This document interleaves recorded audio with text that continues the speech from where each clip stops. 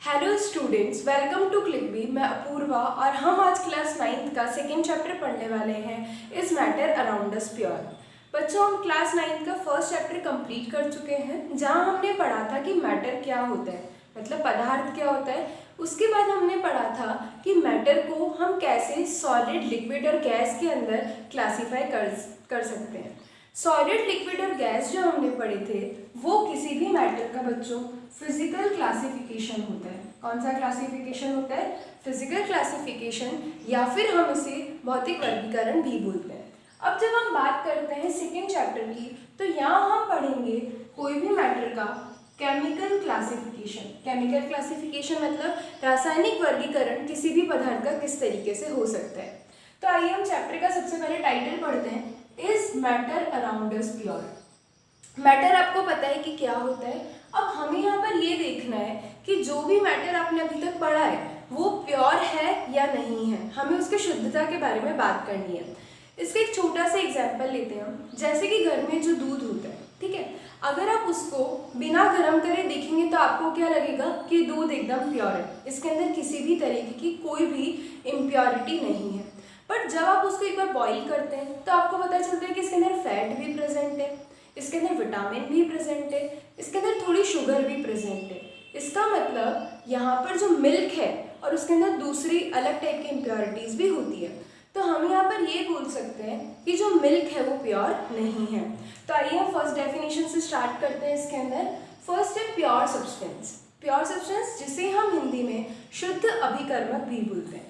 Pure substance की definition क्या है बच्चों कि it is a substance made up of same type of particle.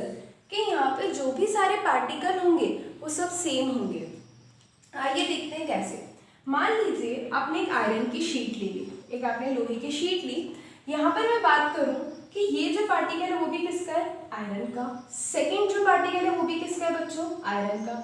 ये पार्टिकल भी किसका है? आयरन का। मतलब सारे पार्टिकल किसके होंगे यहाँ पे? आयरन के होंगे। अगर सारे पार्टिकल सेम है तो उसे क्या बोल सकते हैं बच्चों यहाँ पे? Pure substance. अब इसके बाद लिखा है यहाँ पे sometimes it is made up of 2 और मोर काइंड ऑफ पार्टिकल। मतलब बहुत बार ऐसा भी हो सकता है कि 2 या 2 से ज़्यादा टाइप के पार्टिकल इसमें प्रेजेंट हो। फॉर एग्जाम्पल यहाँ पर हम लेते हैं कि मान लीजिए कोई रूम है,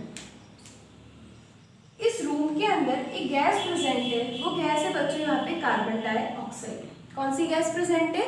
कार्बन डाइऑक्साइड। यहाँ पर अब मैं बात करूँ तो इस रूम के अंदर यहाँ भी CO2 का ही पार्टिकल होगा, यहाँ भी CO2 का पार्टिकल होगा, यहाँ भी CO2 का पार्टिकल होगा, यहाँ भी प्रेजेंट होगा, यहाँ भी प्रेजेंट होगा। पूरे रूम में कहीं पे भी बात कर लो, सारे पार्टिकल किसके होंगे बच्चों? कार्बन डाइऑक्साइड के होंगे। तो हम यहाँ पर देखेंगे कि कार्बन हमेशा कितना होगा? 1। ऑक्सीजन हमेशा कितना होगा? 2। इसका मतलब ये जो कंपोजिशन है वो हमेशा क्या रहेगा? फिक्स रहेगा कि अगर 2 या 2 से ज़्यादा टाइप के पार्टिकल प्रेजेंट हो तो हम देखेंगे कि जो भी इनका फॉर्मूला होता है, ये हम आगे जाके पढ़ेंगे। अभी आपको इतना सा ध्यान रखना है कि ये हमेशा क्या रहता है? फिक्स। कि कार्बन आपको कितना मिलेगा? 1, ऑक्सीजन 2। अब मैं चाहे इसकी बात करूं तो भी 1 कार्बन 2 ऑक्सीजन, यहाँ पे बात करूं तो भी कितने होंगे? 1 कार्बन 2 ऑक्सीजन, यहाँ पर भी 1 कार्बन और 2 ऑक्सीजन। आप कोई भी पार्टिकल ले लें, सबके अंदर कार्बन हमेशा 1 और ऑक्सीजन हमेशा कितने मिलेंगे? 2 मिलेंगे। तो ये हमारी यहाँ पर डेफिनेशन थी प्योर सब्सटेंस की। अब इसके बाद लिखा है कि it can not be separated by any physical method. कि आप इसको किसी भी फिजिकल मेथड से सेपरेट नहीं कर सकते हैं। तो यहाँ पर फिजिकल मेथड पे आप एक बार स्टार मार्क लगा दीजिए। जो फिजिकल मेथड है वो हम बाद में पढ़ेंगे। एक बार ये समझते हैं कि क्यों नहीं सेपरेट कर सकते। क्योंकि कोई सब्सटेंस प्योर है, हम सेपरेट करके उसकी इम्प्योरिटी को अलग करना चाहते हैं, ठीक है। अब कोई ऑलरेडी प्योर है तो उसको हम सेपरेट इसलिए नहीं कर सकते क्योंकि उसके अंदर किसी भी टाइप की कोई भी इम्प्योरिटी नहीं प्रेजेंट है, इसलिए। अब इसका एग्जाम्पल यहाँ पे आयरन, सिल्वर, ऑक्सीजन, ये सब किसके एग्जाम्पल हो जाएंगे बच्चों? प्योर सब्सटेंस के एग्जाम्पल हो जाएंगे। अब इसके बाद में हमें नेक्स्ट यहाँ पर पढ़ना है मिक्सचर। सेकेंड है हमारी क्या टॉपिक है? मिक्सचर। तो मिक्सचर को हम हिंदी में मिश्रण बोलते हैं। आपने क्या किया? कोई भी 2 अलग अलग पदार्थ लिए और दोनों को मिला दिया तो क्या बन जाएगा? मिश्रण बन जाएगा। तो एक बार डेफिनेशन देखते हैं।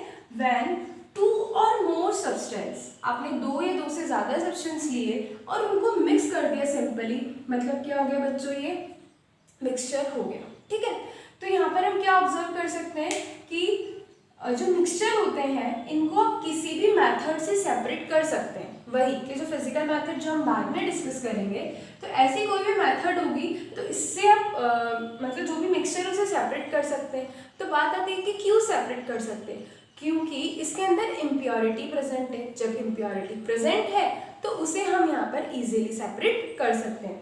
आइए अब हम एग्जाम्पल की बात करते हैं कि जो मिश्रण है उनके क्या क्या उदाहरण हो सकते हैं। जैसे कि यहाँ पे फर्स्ट देखिए हम ऑयल इन वाटर। आपने क्या करा, आपने एक बीकर लिया, ठीक है।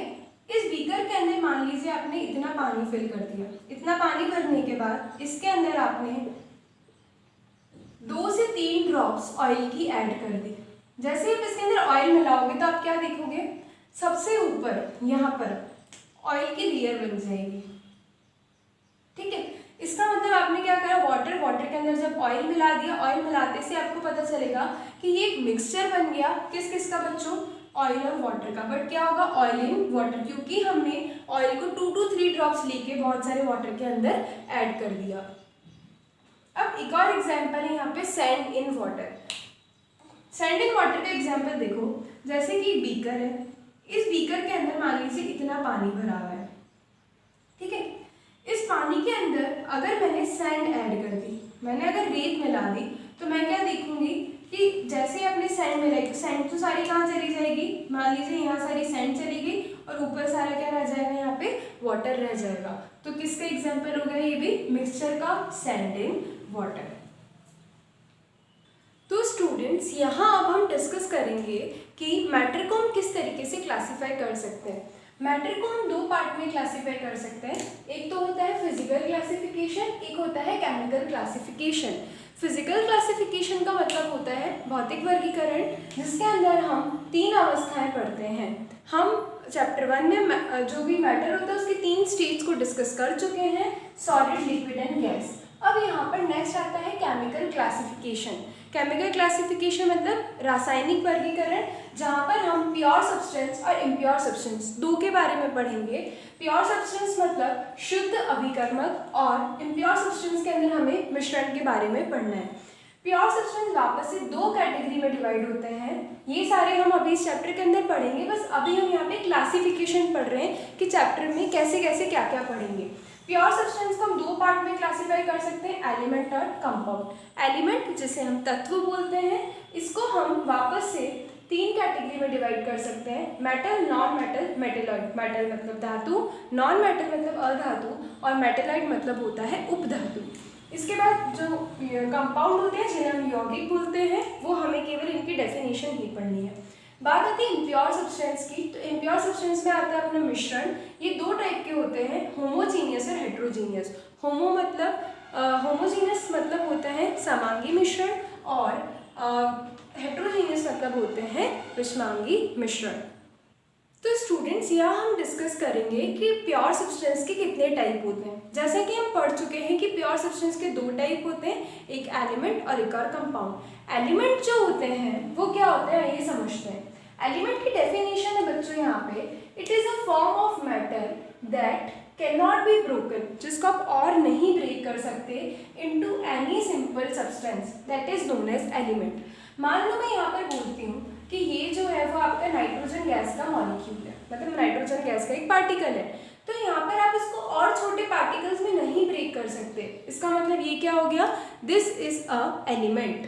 अब यहाँ पे एलिमेंट के एग्जाम्पल्स की बात करते हैं, तो यहाँ पर है हाइड्रोजन, ऑक्सीजन, नाइट्रोजन, ये सब जो है ये सब यहाँ पर एलिमेंट्स के एग्जाम्पल है।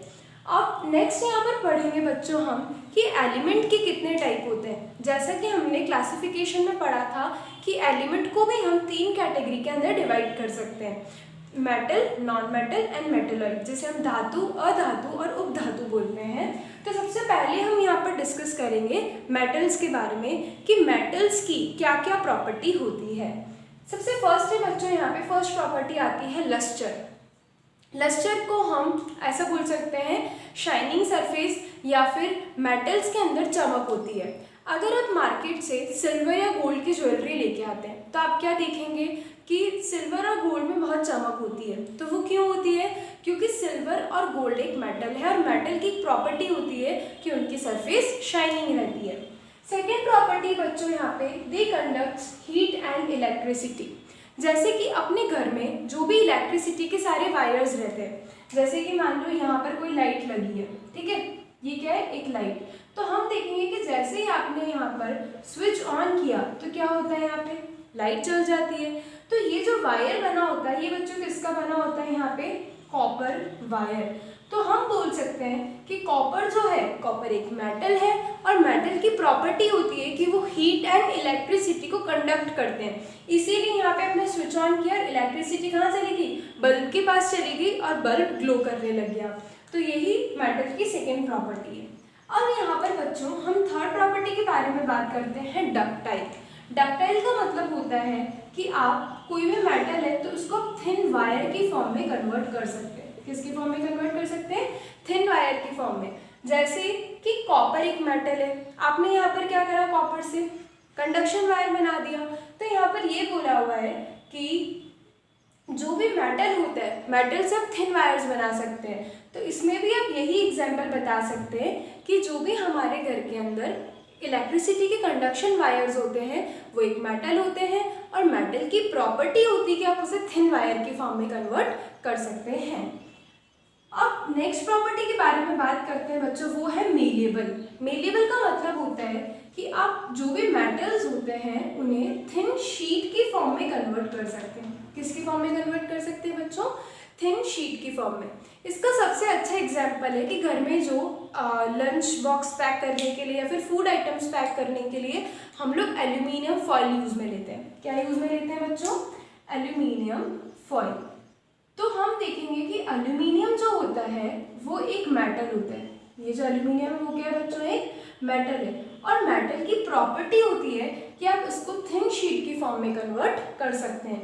और यहीं पे थिन शीट की फॉर्म में कन्वर्ट करने की वजह से हम एल्यूमिनियम की क्या बना पा रहे हैं, फॉइल बना पा रहे हैं। इसके अलावा एक और एग्जाम्पल की अपन बात करें, जैसे कि आपने देखा हो कि आयरन के टेबल्स होते हैं, चेयर होता है, बेड होता है, अलमीरा होती है।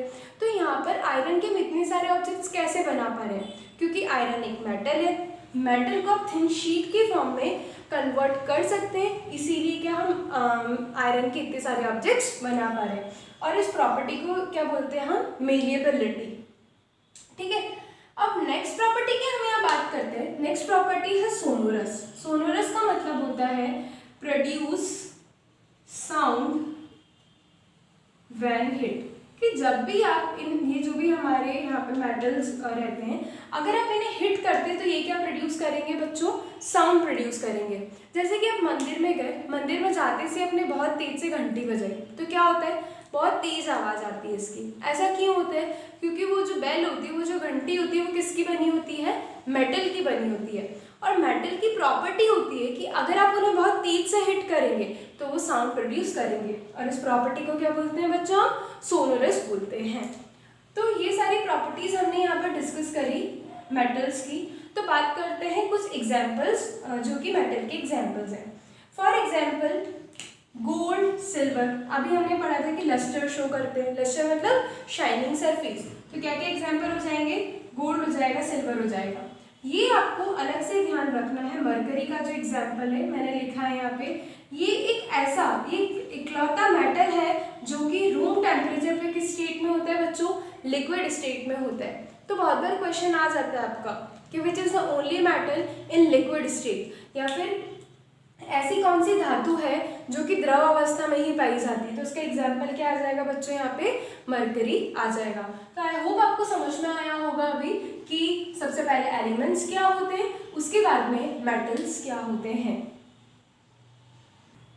तो बच्चों अब आगे हमें यहाँ पढ़ना है कि नॉन मेटल्स क्या होते हैं। अभी हमने पढ़ा था मेटल्स के बारे में, अब नेक्स्ट है यहाँ पे नॉन मेटल्स, जो कि एलिमेंट का सेकेंड टाइप है। दे शो सम और ऑल ऑफ द प्रॉपर्टीज। अब कौन कौन सी प्रॉपर्टी शो करते हैं उनके बारे में बात करते हैं। सबसे फर्स्ट है poor conductor of heat and electricity. जैसा कि हमने मेटल के बारे में पढ़ा था कि they are good conductor of heat and electricity, मतलब मेटल्स खुद में से इलेक्ट्रिसिटी को पास होने देते हैं। वहीं नॉन मेटल की बात करें तो वो खुद से इलेक्ट्रिसिटी को पास नहीं होने देते हैं। मतलब आपने यहाँ पे स्विच बोर्ड लगाया और यहाँ पे आपने बल्ब लगा दिया, ठीक है, और ये मान लो आपने जो वायर लिया ये किसका ले लिया बच्चों, नॉन मेटल का, तो आप देखेंगे कि बल्ब ग्लो नहीं कर रहा है। क्यों नहीं कर रहा है? क्योंकि नॉन मेटल जो होते हैं पुअर कंडक्टर ऑफ हीट होते हैं। सेकेंड यहाँ पर बात करते हैं बच्चों हम, दे आर नॉट लस्ट्रस, इनके अंदर कोई भी शाइन नहीं होती है। सेकेंड सोनोरस, सोनोरस का मतलब हमने पढ़ा था साउंड प्रोड्यूस करना, जब भी आप मेटल को हिट करते हैं तो वो साउंड प्रोड्यूस करते हैं, बट नॉन मेटल किसी भी टाइप की साउंड नहीं प्रोड्यूस करते। थर्ड है इसके अंदर मेलिएबल, मेलिएबल का मतलब है कि मेटल को आप थिन शीट की फॉर्म में कन्वर्ट कर सकते हैं, बट नॉन मेटल को आप किसी भी तरीके की थिन शीट के अंदर कन्वर्ट नहीं कर सकते हैं। अब बात करते हैं नॉन मेटल्स के एग्जाम्पल की, तो एग्जाम्पल हो जाएगा आपका हाइड्रोजन, ऑक्सीजन, कार्बन, सब किसके एग्जाम्पल है बच्चों, नॉन मेटल के एग्जाम्पल है। आप इसके अंदर कोई भी दो एग्जाम्पल लर्न कर सकते हैं। नेक्स्ट बात करते हैं बच्चों हम मेटेलॉइड की, जिन्हें हम उपधातु भी बोलते हैं। मेटेलॉइड मतलब ऐसे, मतलब हम बोल सकते हैं ऐसे एलिमेंट जिनकी प्रॉपर्टीज मेटल्स और नॉन मेटल के बीच की प्रॉपर्टीज होती है, इसलिए इनको क्या बोलते हैं हम, मेटेलॉइड्स। मेटेलॉइड्स के अलावा इनका एक और नाम भी होता है बच्चों यहाँ पे, सेमी मेटल्स। क्या नाम होता है इनका एक और, सेमी मेटल्स, मतलब कि मेटेलॉइड्स ही होते हैं। तो डेफिनेशन देखते हैं हम इसकी, they have properties in between, मतलब बीच में रहेगी प्रॉपर्टीज किसके, मेटल एंड नॉन मेटल के, मतलब मेटल और नॉन मेटल के बीच की जो प्रॉपर्टीज होती है वो किसकी होती है, मेटेलॉइड्स की होती है। बात करते हैं हम यहाँ पे एग्जाम्पल की, तो boron, silicon, germanium etcetera are the example of metalloids. तो आप इनमें से भी जो दो एग्जाम्पल आपको इजी लग रहे हैं वो आप यहाँ से लर्न कर सकते हैं। अब हम बात करते हैं बच्चों, ये जो पूरा हमने डिस्कस किया ये हो गया हमारा प्योर सब्सटेंस का एक टाइप कंप्लीट हो गया, वो था एलिमेंट। एलिमेंट के हमने तीन पार्ट्स पढ़े, metal, non metal and metalloids. अब यहाँ पर हम नेक्स्ट पढ़ने वाले हैं प्योर सब्सटेंस का दूसरा टाइप, वो है कंपाउंड। कंपाउंड के सबसे पहले हम कुछ एग्जाम्पल लेंगे, उससे समझेंगे, उसके बाद हम डेफिनेशन को डिस्कस करेंगे। जैसे कि यहाँ पे लिखा है बच्चों वाटर, ठीक है, वाटर का फॉर्मूला क्या होता है, H2O। अगर मैं बात करूँ वाटर में कहीं से भी लेके आ रही हूँ, मान लीजिए रिवर वाटर हो गया, पॉन्ड वाटर हो गया, टैप का जो वाटर होता है वो हो गया, तो देखेंगे सारे ही वाटर के अंदर वाटर का कंपोजिशन क्या है बच्चों, H2O। मतलब हाइड्रोजन हमेशा कितने हैं, 2, और ऑक्सीजन हमेशा कितना होगा, 1 होगा। मतलब वाटर का कंपोजिशन हमेशा क्या रहने वाला है कि 2 हाइड्रोजन और 1 ऑक्सीजन ही रहने वाला है। अब एक और एग्जाम्पल की बात करते हैं बच्चों यहाँ पे, CO2, CO2 जिसको हम बोलते हैं कार्बन डाइऑक्साइड। अब अगर मैं CO2 की बात करूँ तो CO2 के अंदर कार्बन हमेशा कितना होता है, 1 होता है, ऑक्सीजन जो होते हैं वो हमेशा कितने होते हैं, 2 होते हैं। इसका मतलब ये जो रेशियो है 1 कार्बन और 2 ऑक्सीजन का, ये हमेशा फिक्स रहता है, ये कभी भी चेंज नहीं हो सकता। एक और एग्जाम्पल जैसे कि यहाँ पे लिखा है कॉमन सॉल्ट, घर में जो सॉल्ट यूज में लेते हैं वो NaCl। तो हम देखेंगे Na और Cl, यहाँ पर Na भी 1 और Cl भी कितना होगा, 1 होगा। मतलब कोई सा भी सोडियम क्लोराइड लेकर आए, हमेशा उसके अंदर Na हमेशा 1 ही रहेगा और Cl हमेशा कितना रहेगा, 1 ही रहेगा। मतलब एक चीज तो यहाँ पर क्लियरली समझ में आ रही है कि कंपाउंड के अंदर जो भी, जैसे हाइड्रोजन एक एलिमेंट हो गया और ऑक्सीजन एक एलिमेंट हो गया, तो इनका रेशियो हमेशा फिक्स रहता है। जैसे वाटर के अंदर हमने देखा था कि हाइड्रोजन और ऑक्सीजन कितना आ रहा था, 1 आ रहा था। CO2 की बात कर रहे थे तो कार्बन हमेशा 1 और ऑक्सीजन कितना आ रहा था, 2 आ रहा था। मतलब कंपाउंड में कंपोजिशन हमेशा फिक्स रहता है। तो देखो ये यहाँ पर भी लिखा है कि इनका प्रपोर्शन एक फिक्स प्रपोर्शन रहता है। अब हम देखते हैं कि डेफिनेशन क्या लिखी है कंपाउंड की। तो कंपाउंड के लिए लिखा है कि एक ऐसा सब्सटेंस जिसके अंदर 2 या 2 से 2 और मोर एलिमेंट्स, यहाँ पर हमने देखा, यहाँ जो एग्जाम्पल लिए हमने वो 2 एलिमेंट्स के लिए, बट ऐसा भी हो सकता है बहुत बार कि 2 से ज़्यादा एलिमेंट प्रेजेंट हो। 2 और more element which are chemically combined. अब ये जहाँ पर बात करते हैं हाइड्रोजन और ऑक्सीजन एक दूसरे से कैसे कंबाइन है, तो ये केमिकली कंबाइन है। आप इनको अलग अलग नहीं कर सकते, डायरेक्टली नहीं कर सकते, कुछ सर्टेन प्रोसेस होते हैं जिनके थ्रू ही आप इन्हें अलग कर सकते हैं, क्योंकि कैसे कंबाइंड है, केमिकली कंबाइंड है with one another in a fix proportion. ये यहाँ पे बहुत इंपॉर्टेंट है कि जब भी आप किसी कंपाउंड की बात करते हो तो प्रपोर्शन कैसा होता है बच्चों, फिक्स होता है। जैसे कि अभी हमने देखा कि CO2 को ले लो तो कार्बन 1 और ऑक्सीजन हमेशा कितने रहेंगे, यहाँ पर 2 ही रहेंगे। अब नेक्स्ट आता है इसके अंदर, नेक्स्ट जो पॉइंट है हमारा कि कंपाउंड्स, अब तो अभी हमने पढ़ लिया कि क्या होते हैं। अब अगर मुझे कंपाउंड्स को सेपरेट करना हो, मान लो कि मैंने सोच लिया कि मुझे यहाँ पे हाइड्रोजन और ऑक्सीजन इन दोनों को अलग अलग करना है, या फिर CO2 के अंदर मुझे कार्बन और ऑक्सीजन को अलग अलग करना है, तो उनको मैं कैसे अलग कर सकती हूँ। तो यहाँ पर है कि they can be separated by, एक तो हो सकता है केमिकल मेथड, कि कुछ सर्टेन केमिकल मेथड्स होते हैं जिसके थ्रू आप हाइड्रोजन और ऑक्सीजन हो गया जैसे इसके अंदर, यहाँ पे कार्बन और ऑक्सीजन, इनको क्या कर सकते हैं बच्चों, अलग कर सकते हैं। या फिर इलेक्ट्रोकेमिकल मेथड। इलेक्ट्रोकेमिकल मेथड मतलब आप इलेक्ट्रिसिटी की हेल्प से भी यहाँ पर ये जो दोनों एलिमेंट्स हैं इनको क्या कर सकते हैं बच्चों, अलग अलग कर सकते हैं। तो ये हमारे यहाँ पर इनका सेपरेशन का मेथड हो गया।